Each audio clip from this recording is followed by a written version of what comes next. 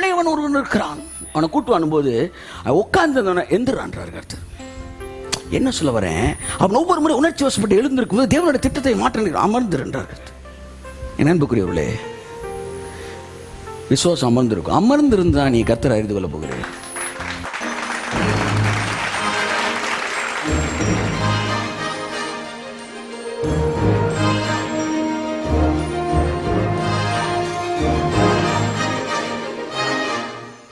கர்த்தர் எனக்காய் யுத்தம் செய்வார்.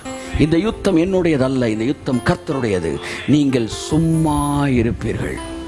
உங்க வேலை என்ன சொல்லுங்க. ஊழியக்காரன் பேசினாங்கன்னா அவர் சும்மா இருக்கு சொல்லு. சும்மா இருந்தால் நடந்துருமா நிறைய பேர் கேட்குறாங்க. பைபிளில் தெளிவாக இருக்கு, நீங்கள் சும்மா இருப்பீர்கள். இன்னொரு இடத்துல இருக்கு, நீங்கள்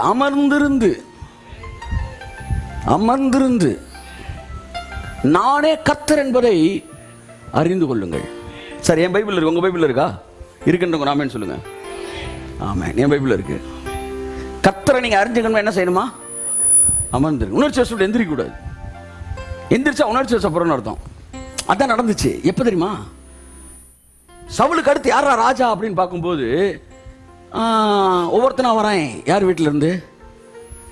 ஈசாய் வீட்டில இருந்து ஒவ்வொருத்தனா வரேன். ஃபர்ஸ்ட் வரான் 6 feet ஹைட். அது என்னது? Fashion parade. the 40 inches 42 inches broad shoulder அப்படியே அனௌன்ஸ்மெண்ட் வந்துக்கிட்டு இருக்கு. the hip is very small அப்படி சொல்லிட்டு வந்துக்கிட்டு இருக்காங்க. அப்படியே நடந்து வர்றாரு.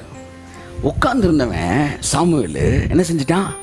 எந்திரிச்சுட்டா கூல் டவுன்றார். உணர்ச்சி வசப்படாத. அவன் பாட்டுக்க பதறி, நீ வயசு வரை ஆகி போச்சு, கொட்டிப்படாது. அப்புறம் திருமணி அங்கே போய் தான் நீ வந்து அபிஷேகத்தை கொட்டாரு. ஒழுங்கா உட்காருட்டாரு. கூல் டவுன்றாரு. உட்காந்துட்டான். இவன் நல்ல இவன் சரீர வளர்த்தி அதையும் பார்க்க இவன் கிடையாது. நெக்ஸ்ட் ஒன் நாட் அப்படியே உட்காந்துருக்கிறான். எல்லாம் போயிட்டாங்க. சார் எந்திரிங்க சார். போயிட்டீங்களாப்பா? அவ்வளோதானா? இன்னும் தூங்கிட்டு இருந்தீங்க? இல்லை வந்திருந்தா எழுப்பியிருப்பாரு. எழுப்பலாம் வரலன்னு அர்த்தம்.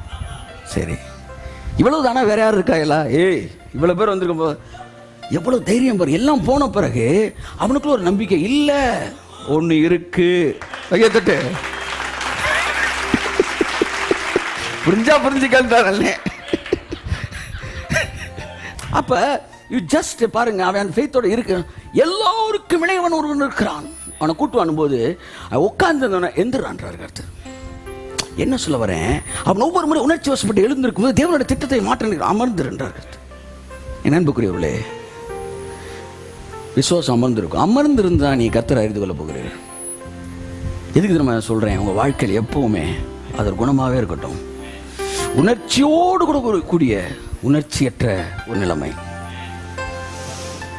You'll be most sensitive person, but you'll not be an emotional imbalanced.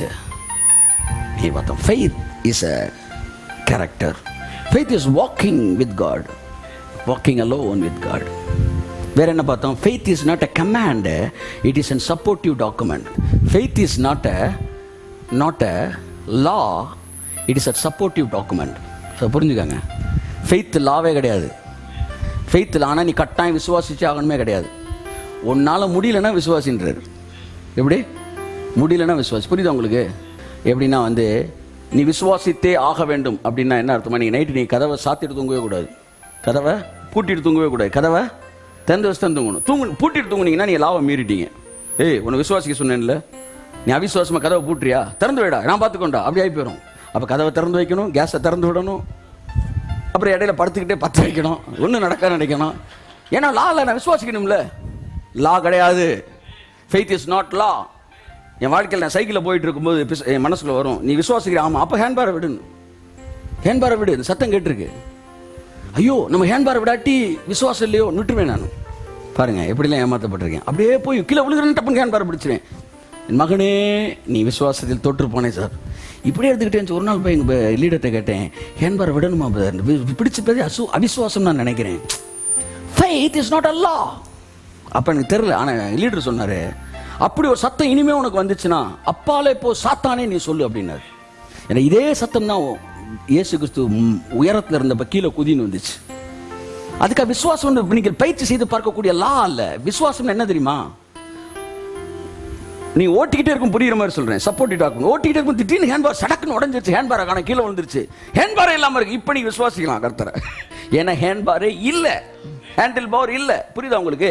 ஒரு மரத்தில் தொங்கிக் கொண்டு இருக்கிறீர்கள், கீழே பெரிய பாதாளம், நீங்க ஏறலாம். நான் இயேசு விசுவாசிக்கிறேன், ஏறலாம். ஏறும்போது டவக்குன்னு பிடிங்கிருச்சு. இப்ப நீங்க விசுவாசிக்கலாம். மனுஷனால் கூடாதது தேவனால் கூடும். மனுஷனால் கூடுவது மனுஷனால் தான் கூடும். ஆமென் சொல்லுங்க. இப்ப பைபிள் இருக்கு, கர்த்தரே திறப்பார், நான் தான் திறக்கணும். ஆனா திறந்துட்டு ஒரு வசனத்தை தேடுறேன், காணோம், சரக்கு கண்ணில் வந்து அவர் திறந்தவன வந்து நிற்கும் பாருங்க, அது கர்த்தர் சரியாது. ஐயோ இவ்வளோ காங்கிரியேஷன்ஸ் எல்லாம் நின்றுட்டு இருப்பாங்க, தைரியமாக அது பார்ப்பேங்க, எனக்குள்ளதான் எங்கேயோ இருந்துச்சுன்னு. ஆனால் கண்டுபிடிக்க கோடே போட்டிருக்க மாட்டேன். ஆனால் நம்பி தேடுவோன்னு பாருங்க, திறந்தவன் அப்படி சரக்குன்னு வந்து நிற்கும். அப்படி பக்கத்துல இருந்து சப்போர்ட்டிவ் டாக்குமெண்ட்டை கொடுத்துக்கிட்டே இருப்பார். Faith is a supportive document.